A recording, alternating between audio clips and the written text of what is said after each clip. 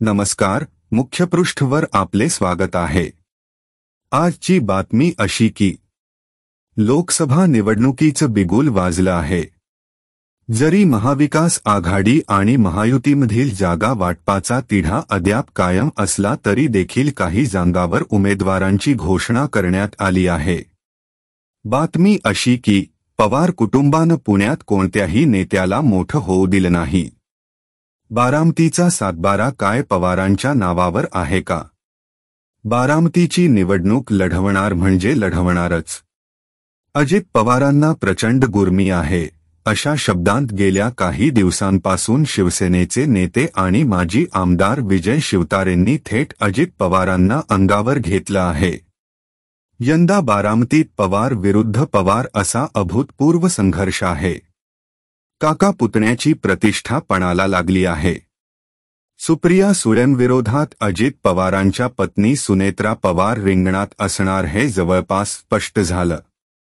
अशातच अजित पवारांचे राजकीय शत्रू असलेले विजय शिवतारेंनी बारामतीमधून अपक्ष लढणार असल्याची घोषणा केली आहे। विशेष म्हणजे 2च दिवसांपूर्वी त्यांनी मुंबईत येऊन मुख्यमंत्री एकनाथ शिंदेंची भेट घेतली। पण त्यानंतरही त्यांचा आक्रमक पवित्रा कायम आहे।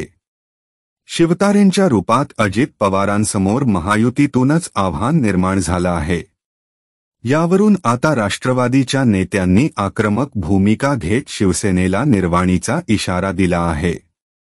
शिंदेंनी समजूत काढूनही शिवतारे बारामती मतदारसंघात फिरून वातावरण खराब करत आहेत। याचा अर्थ शिंदेंचं त्यांच्या नेत्यांवर नियंत्रण नाही।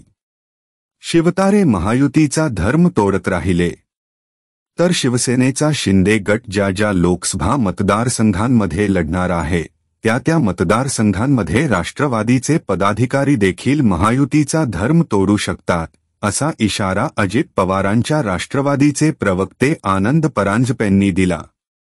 शिवतारेंकडून वारंवार अजित पवारांविरोधात आगपाख सुरू आहे। महायुतीमधील वातावरण खराब होईल असं कृत्य आम्हाला करायचं नाही।